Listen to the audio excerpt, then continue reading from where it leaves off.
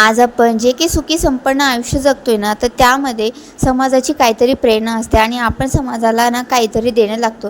तर आज आम्ही आलो होतो निगडीला, जे की लुंबिनी बौद्ध विहार येथे. का आणि कशासाठी हे पुढे सांगतेच. तर त्याआधी सांगते की आपण समाजाला काहीतरी दिलं पाहिजे, कारण की आपण समाजातून भरभरून घेत असतो आणि त्याच्यातूनच आपली प्रगती होत असते. त्यानंतरच आपण मनासमाधाने जगत असतो. तर तुम्ही इथे बघू शकता, मी 4 लिटर दूध आणलं होतं, काजू बदाम जे काही ड्रायफ्रूट्स लागतील, तूप वगैरे सगळं आणलं होतं, कारण मला बनवायची होती शेवयाची खीर. आणि हे करत असताना आमचं छोटू पण बघा कसा कामाला लागला. यांनासुद्धा मी कामाला लावलं होतं खोबरं किसायला. आणि इथं मी बनवली आहे शेवयाची छान अशी खीर आणि झालीसुद्धा मस्त होती.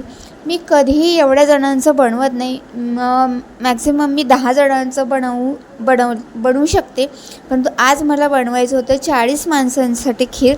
तर ते मी बनवायला घेतली आणि खरं सांगते इतकी अप्रतिम खीर झाली ना. तर आता मी तुम्हाला पुढे सांगतेच, कारण की ज्यांना मी ते देणार होते ना, त्यांनीसुद्धा ना खूप कौतुक केलं आणि एकदाच नाही तर त्यांनी 2दा घेऊन खाल्ली. आणि याचंच मनाला ना खूप समाधान वाटतं. आणि ह्या गोष्टी जेव्हा आपल्याला अशा दिवशी मिळतात ना, की ज्या दिवशी आपला काहीतरी स्पेशल असते आणि ज्या दिवशी असं वाटतं आहे आपल्याला की कुणीतरी आपल्याला आशीर्वाद द्यावे, कुणीतरी शुभेच्छा द्यावा, तर या आशीर्वादाशिवाय आणि या शुभेच्छांशिवाय पवित्र असं काहीच नाही जे मनाला खूप लागतं. अशा गोष्टी इथं मला मिळाल्या. तर ही आहे लुंबिनी बौद्ध विहार. इथं गौतम बुद्धाची छान अशी मूर्ती आहे, जे बघूनच ना मनाला खूप प्रसन्न वाटतं आणि इथं आल्यानंतरही ना मनाला खूप समाधान वाटतं. तर मी घरूनच खीर करून आणली होती आणि इथं ना आधी शिकवणं चालू होतं त्यांचा. जेव्हा आम्ही संध्याकाळी गेलो तर तिथं बसलो, जे काही ज्ञानग्रहण आहे ते केलं आणि नंतर ना मग त्यांच्यासोबत आम्हाला फोटो काढायचे होते. तर मग भंतेजींनीसुद्धा ना खूप मनापासून आम्हाला सहकार्य केलं. आम्ही तिथं आलो तर त्यांनासुद्धा छान वाटलं आणि त्यांच्यापेक्षाही ना आम्हाला छान वाटलं. हे बघू शकता तुम्ही, इथं लहान मुलं आहेत की ज्यांनी श्रामणेर शिबिरामध्ये भाग घेतला आहे. आता हे 10 दिवसाचं शिबिर, यामध्ये माझ्या मिस्टरांनीसुद्धा भाग घेतला होता, परंतु काय झालं, त्यांना एवढ्या दिवसाची सुट्टी नव्हती म्हणून त्यांनी 5-6 दिवसासाठी हे केलं आणि नंतर ते ऑफिसला मंडेपासून जॉईन झाले.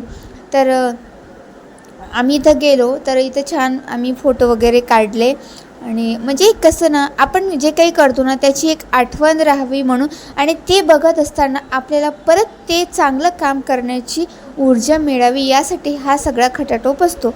इथं काही जण म्हणतील की एवढं करायचं आणि फोटो काढायचे, व्हिडिओ काढायचे, तर हा अँगल एक वेगळा झाला. आता इथं फोटो काढत असताना माझा दक्ष काही बसला नाही, तो स्वतःच कॅमेरामॅन झाला. सगळ्यांचे फोटो, सगळ्यांचे व्हिडिओ काढायला लागलं. सगळेजण त्याचे कौतुक करत होते, कारण तो एका ठिकाणी बसत नाही. त्याला किती काही म्हटलं तरी त्याचं काही ना काही उसापात्या चालू असतात. आणि लहान मुलांनी जेव्हा असं काहीतरी वेगळं करतात ना, तर सगळ्यांना कौतुक वाटतं. तर आम्ही सगळेजण बसलो होतो व्हिडिओ वगैरे फोटो काढायला. तर तो बघा मला म्हणतो आहे की इकडे बघ मम्मी, मी तुझा फोटो काढतो, व्हिडिओ काढतो. कारण मी जेव्हा मिस्टरांना, माझ्या मुलीला म्हणते तेव्हा ते काढत नाहीत, कारण की मला असं वाटतं की मी जेव्हा बाहेर जातो ना, तर तेव्हा कोणीतरी व्हिडिओ घ्यावा किंवा फोटो घ्यावा.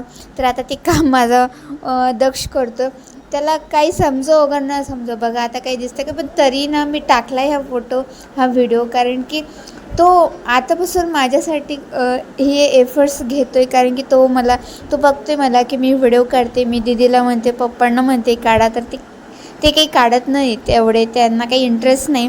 तर माझा मुलगा काढतो.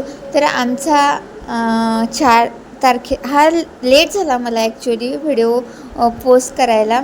तर ॲनिव्हर्सरी होती. दरवर्षी आम्ही असंच छोटंसं सेलिब्रेशन करतो किंवा करतही नाही, कारण की त्या गोष्टीला महत्त्व द्यायचं, पण कसं द्यायचं, कारण की तो आपल्या आयुष्याचा सगळ्यात मोठा भाग असतो त्या दिवशी. कारण की त्या दिवशी आपल्याला काहीतरी मिळालेलं असतं की जे आपण जपून ठेवण्यासारखं असते, म्हणून त्या आठवणी परत फुलवायच्या आणि त्या आठवणी जगायच्या, त्यासाठी हा दिवस. परंतु म्हटलं या दिवशी ना आपण काहीतरी दान केलं पाहिजे, की ज्यामुळे ना आपल्याला मनालासुद्धा समाधान मिळेल, शांती मिळेल आणि आपण ज्या समाजात जगतो तर त्या समाजासाठी सुद्धा आपल्याला काहीतरी करता येईल, काहीतरी देता येईल. कारण आपण नेहमी कृतज्ञ असलंच पाहिजे कुठल्याही गोष्टीसाठी. इथं मग मी जी खीर बनवून नेली होती ना, तिथं मग मी इथं छानपैकी त्यांना अन्नदान खीरदान केलं. तर इथं बघू शकता तुम्ही माझा मुलगा दक्ष, त्याचंसुद्धा म्हणणं होतं की मम्मी मी देतो. तर तो मला चमचा मागत होता. म्हटलं नको, अंगावर सांडेल, कारण ती गरम होती.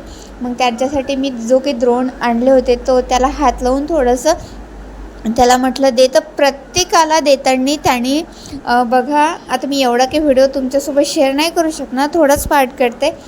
तर मी जेवढ्यांना दिले ना तेवढ्यांना त्याचा हात लागला. म्हणजे मुलांसाठी सुद्धा जे काही आशीर्वाद असतात मोठ्यांचे, अशा व्यक्तीचे की जी व्यक्ती समाजासाठी काहीतरी करू बघते, समाजामध्ये क्रांती घडवू बघते, कुणामध्ये ज्ञान वाटू बघते, तर अशांचे आशीर्वाद जर आपल्याला मिळाले ना तर खरं आपलं आयुष्यसुद्धा सार्थ होतं. आणि अशा दिवशी आम्हाला हे आशीर्वाद मिळाला यासाठी खूप खूप समाधान आहे. आणि मग खीरदान झाल्यानंतर ना एक रॅली निघणार होती. तर ही बघू शकता तुम्ही की जे की सगळे बौद्ध भिक्षू आहेत त्यांनी सगळ्यांनी एका लाईनमध्ये जाऊन मेणबत्त्या वगैरे घेऊन ना एक रॅली काढली. तर आम्ही सगळं हे बघत होतो आणि खूप मनाला समाधान वाटत होते की या दिवशी, म्हणजे हे कुठल्याही दिवशी आम्ही करू शकलो असतो त्याचा आनंदच असता, पण आजच्या दिवशी करतो आहे, ॲनिव्हर्सरीच्या दिवशी करतो, याचा आनंद ना खूप मोठा. नंतर रॅली झाल्याच्या नंतर आम्ही छानपैकी गौतम बुद्धांचं दर्शन घेतलं, तिथं नतमस्तक झालो.